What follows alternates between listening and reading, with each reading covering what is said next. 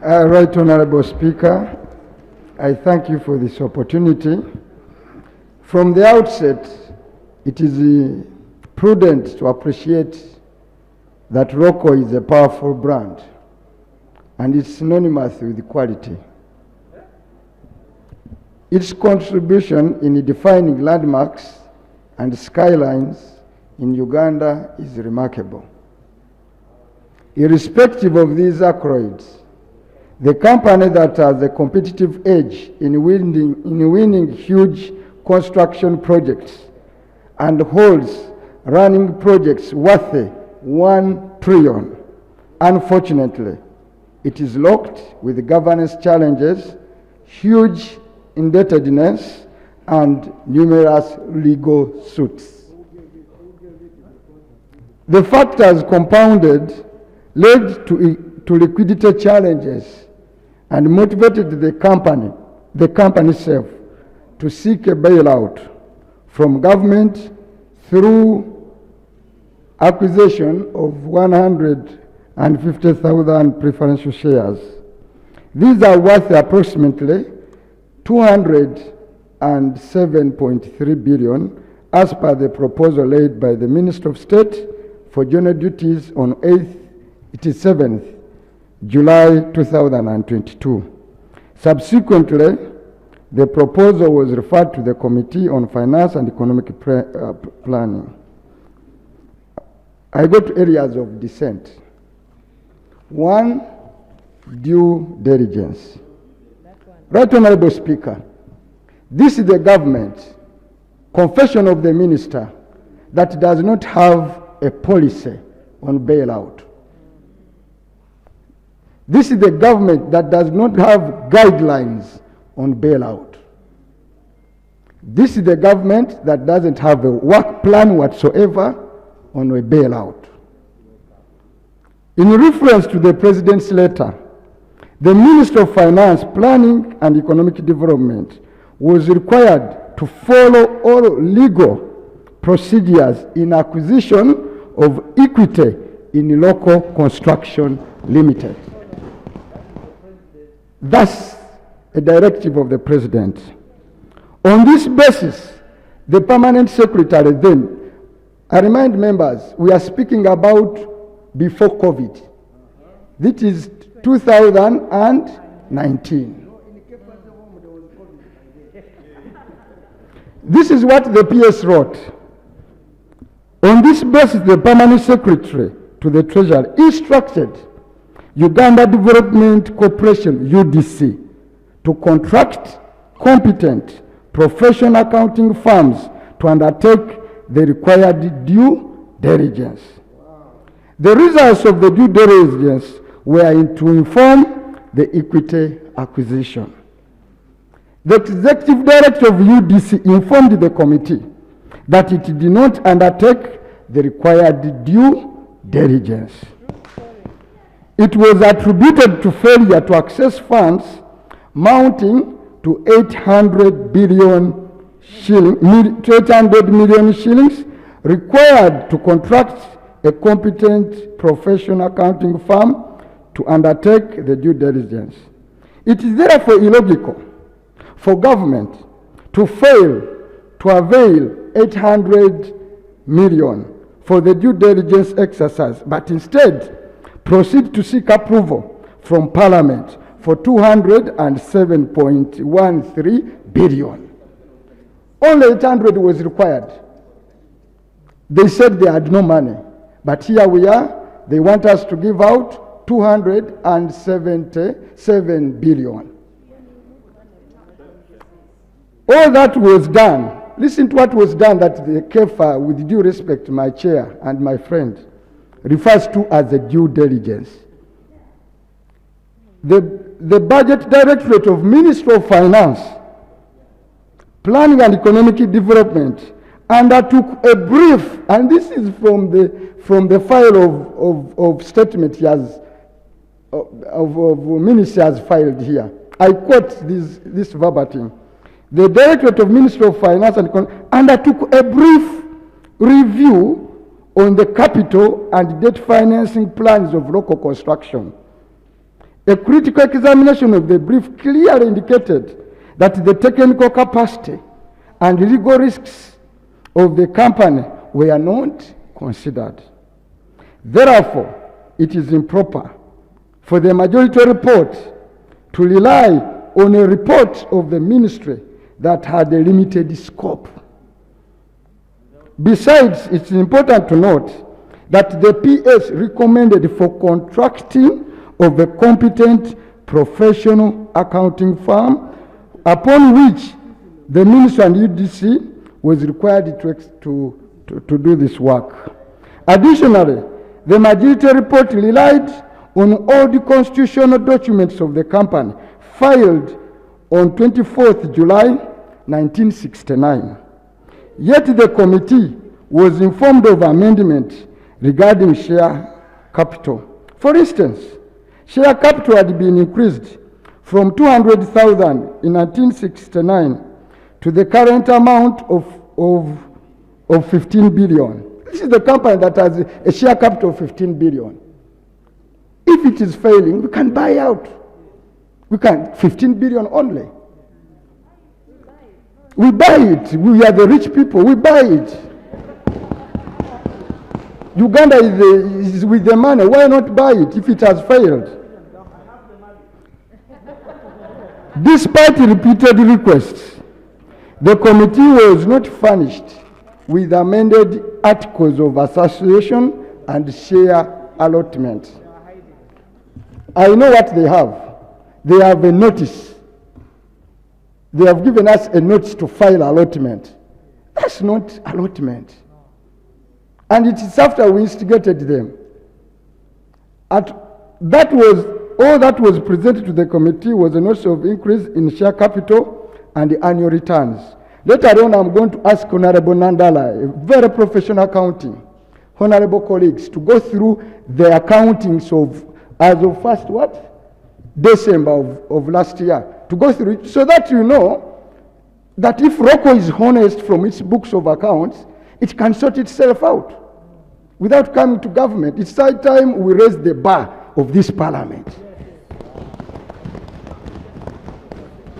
So you come to this parliament where they are really professionals with the Juakari documents.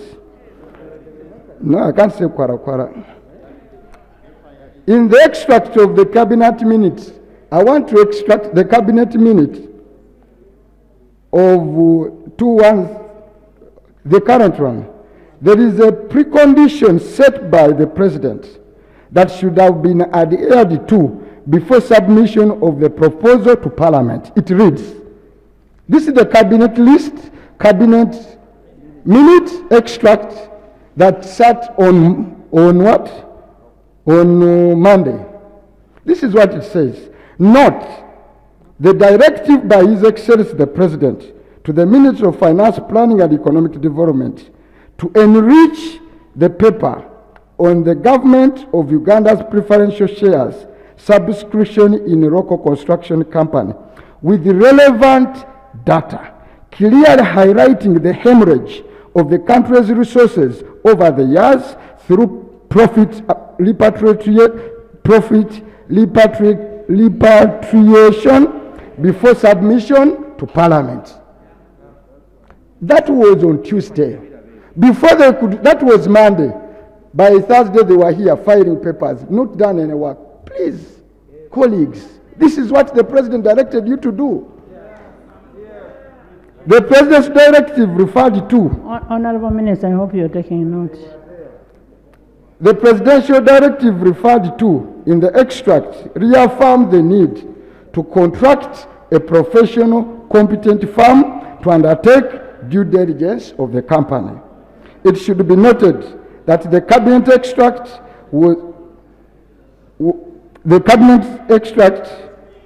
was being drawn from minutes of a cabinet meeting held on 4th July 2027. Please note, 2022. Please note that this directive was given at most a month after proposal was tabled in Parliament. In the recent past, due to failure to undertake due diligence, the same ROKO construction company, together with finance, entered an agreement with Uganda to construct a specialized hospital in Iruboa. This ROKO here we are talking about was part of a sweetener that came to Parliament, and we entered the shoulder deal in Iruboa. To date, no substantive progress has been... Can I have a clarification? Is it the same ROKO building, Luboa? Yes, when they brought here the Iruboa estate proposal, right, Honorable Speaker, No, I'm to convince saying, Parliament. is it ROKO building, Luboa? Chair, I want a clarification. No, the clarification I'm so that saying. we move together at the same time. Information, Madam Speaker. Paul O'Mara here. Right Honorable Speaker, ROKO is no longer in Lubowa. They had a short stance. There was disagreement. ROKO, they had a short stance there, and they left. So they are no longer at site. They are no longer part of that construction. I submit. Yes, Chair. The point I'm trying to speak to here is that when they were bringing a package to convince Parliament for us to okay the Iruboa deal, a local brand was used. We were told it is ROKO, and people said, if it's ROKO, work will be done. 1 month, 2 months down the road, the story is what Honorable Mala is telling you. Maybe there was a disagreement. Pineti ran away to buy coffee. The question is that this ROKO... Well, let's go ahead. Go ahead. To date, no substantive progress has been registered, and this prompted the House to reallocate 339 billion that was proposed for promissory notes. This to reaffirm the need to contract a competent firm to undertake due diligence before the House pronounces itself. Our recommendation on this point, Right Honorable Speaker, approval of the proposal be stayed until due diligence is undertaken by an independent, competent, professional accounting firm as earlier required by Government Permanent Secretary to Treasury. This will inform decision-making process of this Parliament.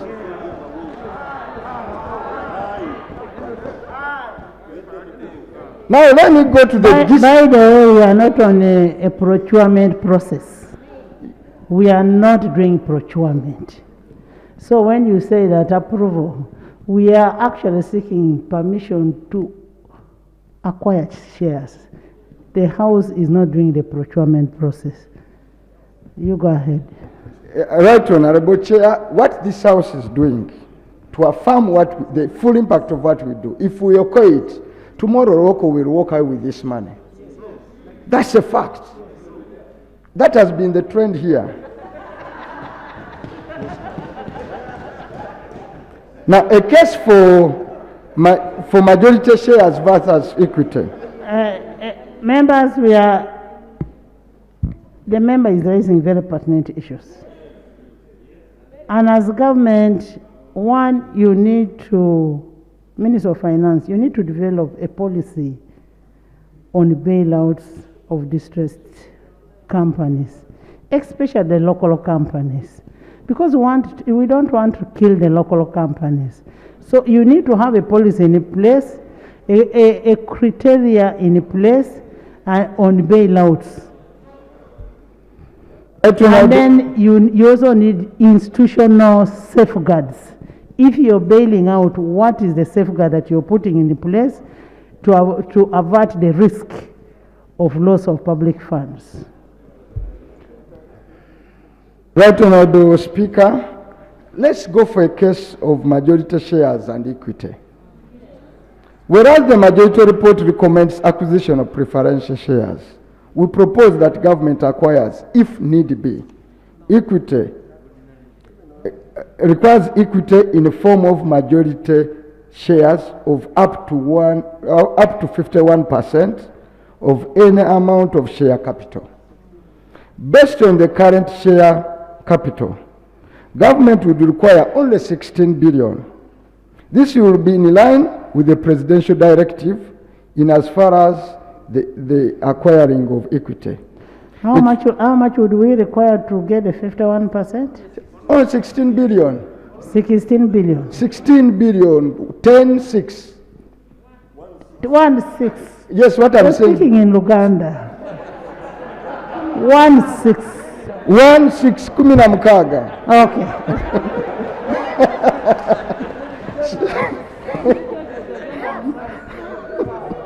I don't know what it is. Honorable Minister of Finance, are you getting that? So, That we need a 51% if we are to have control of this company. yes. And the fact that we have so many of our institutions that are under ROKO. And your opening statement is really very good.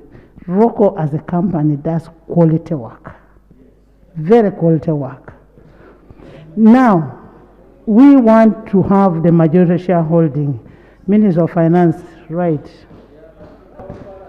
Right, Honorable Speaker, it would also not be wise to set the proportion based on current nominal value, for it can be altered any time.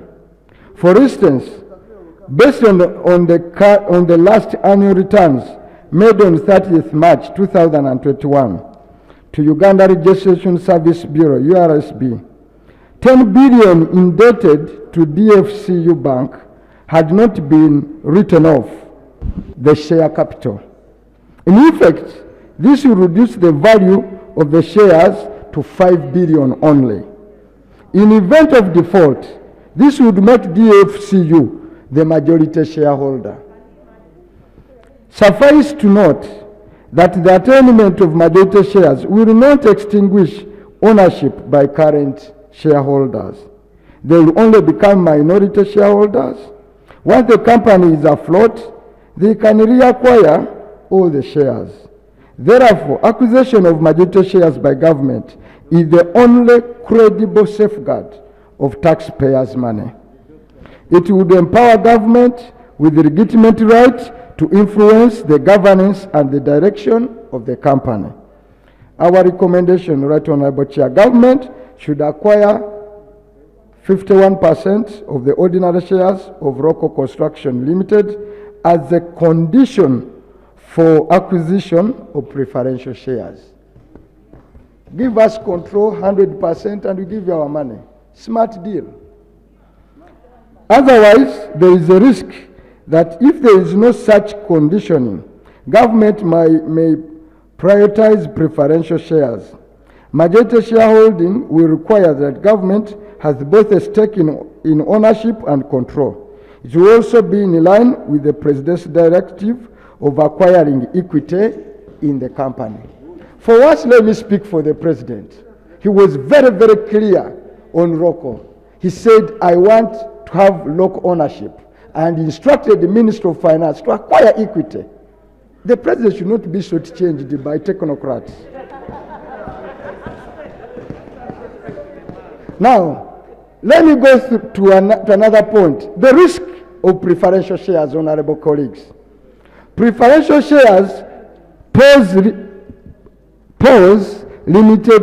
limitations, particularly on control. Unlike ordinary shares, where shareholders enjoy both ownership and control, shareholders of preferential shares only enjoy ownership and lack voting power. Hence, a preferential shareholder cannot influence the governance and the direction of the company. This is affirmed by the limitations detailed in the rights attaching the redemption preferential shares that were laid in Parliament by the chairman. For instance, government has a preferential shareholder will only attend the annual general meeting of the company, but cannot vote.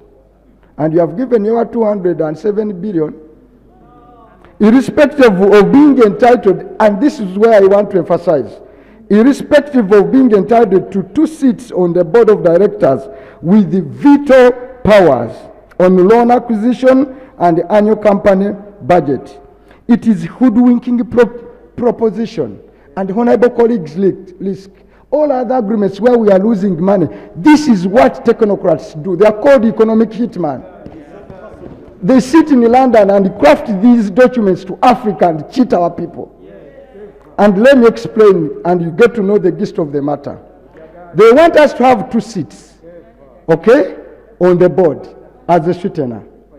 Our 2 seats, they are saying we have veto power. On the veto power they have given us, they say it shall affirm to a test called reasonableness. Now, in all material substance, where do you have a veto power that is subject to another veto? Now, reasonableness defined by lawyers, it means the official way of running things. That means if you want to exercise this power and there is a disagreement, they will take you still to the board, where you are a minority shareholder and they will vote you out. That is Bufere. And I wonder which school, if you went to the same school of economics like I did, Kefa, you should know this. And he studied in London School of Economics. Anyway, me, I was taught here in Makerere. Now, the veto powers are extinguishable. I've explained that point. Now, our recommendation is preferential shares should only be attained after government has acquired 51% shares. Now, numerous cases of ROKO. Right, honorable colleague, this I can speak for quickly. ROKO has 27 suits of default. 27 lawsuits in a commercial court.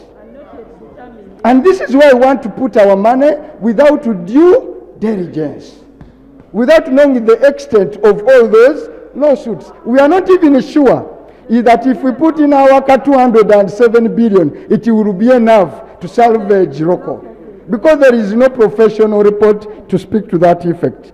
Therefore, I recommend a comprehensive due diligence should be critical before Parliament addresses. Now, Mr. Speaker, let me go to the gist of which you are alluded to. Is ROKO domestic or foreign?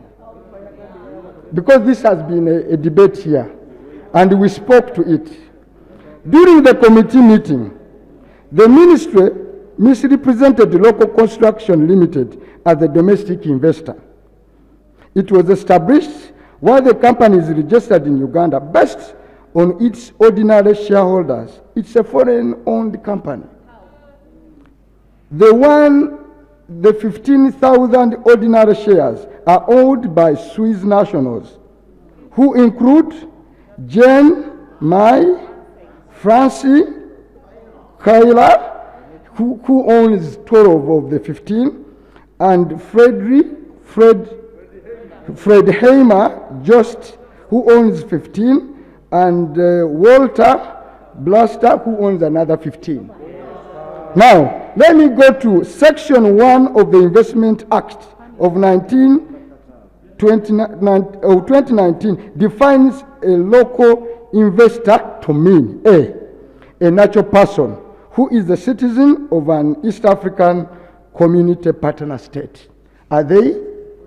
Two, a company incorporated under the laws of an East African company partner in which the majority of the shares are held by a person who is a citizen of an East African... Honorable Haj, if I hold a dual citizenship, do I become a citizen? I am asking. If I have dual citizenship by law, do I become a citizen? Now, Right Honorable Speaker. I am asking. Yes, Right Honorable Speaker. It's a question you posed to this whole House. I meant to be competent to answer. I'm not a lawyer. He is not a lawyer. I was asking. Honorable Chivumbi, can you continue? Now, C, a partnership in which the controlling interest is owned by a person who is a citizen of an East African state and holding an investment license issued in accordance with this act. Based on the above definition and appended criteria therein, local construction does not fall under the categorization of a domestic investor. Rather, it only satisfies the criteria of a foreign investor as highlighted below.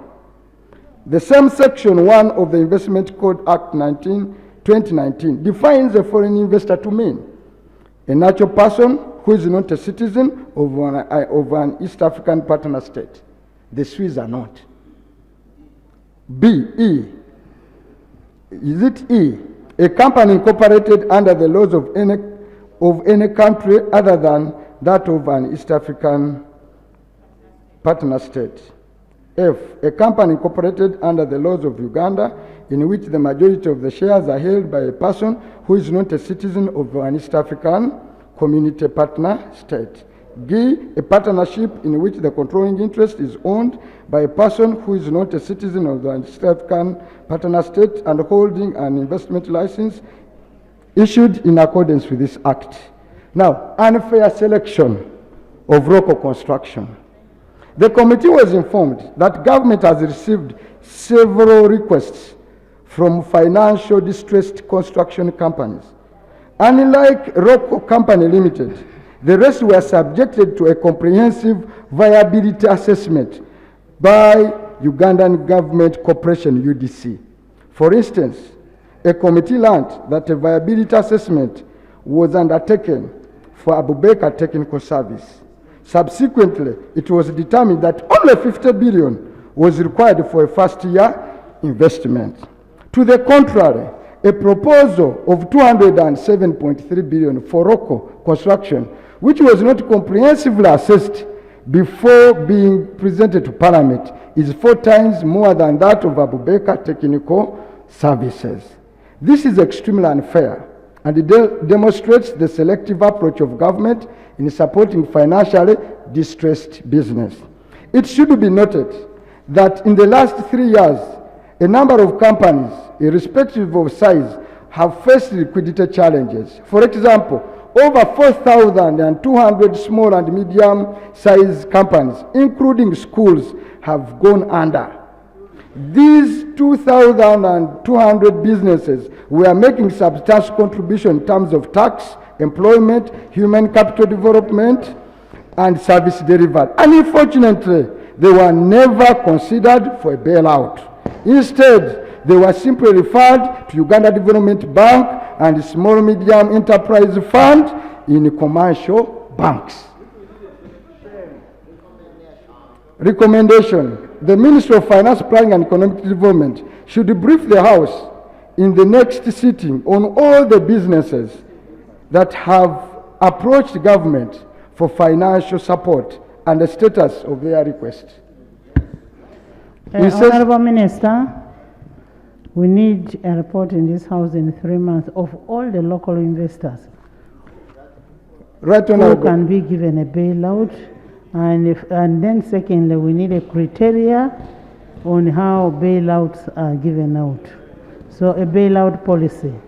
So we need that brought here, and then we see how the local companies should be. Right. If you're using ROKO as a bedrock, then all the other companies should also be what? Bailed out. Right, Honorable Speaker. The last one is the insensitive timing of the proposal.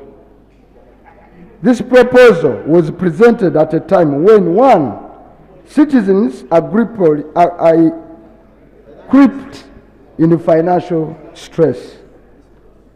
Two, citizens, particularly in the Karamoja region, are dying of starvation. And earlier we've been having here a challenge of nodding disease just before this report.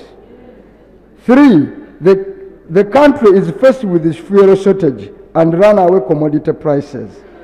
Teachers and local government workers are striking, demanding for an increment in salaries. And government has assured its citizens to be on their own as they fight for survival. A repeated response to the above challenges has been that government intervention is bad economics. that does not work, and we would address them when there are adequate resources. Right Honorable Speaker, this minor report was signed by Honorable Hanifa. I'm going to call Honorable Nandala, Honorable Hanifa, signed by Honorable Sereko, myself, and Karim from Bali. Thank Right you. Honorable Speaker, the last segment where we want this House to have an informed decision is to request Honorable Nandala. No, you have 7 areas of dissent. Now everybody wants to debate on this report. Everybody wants to debate on this report. Honorable members. I beg to move.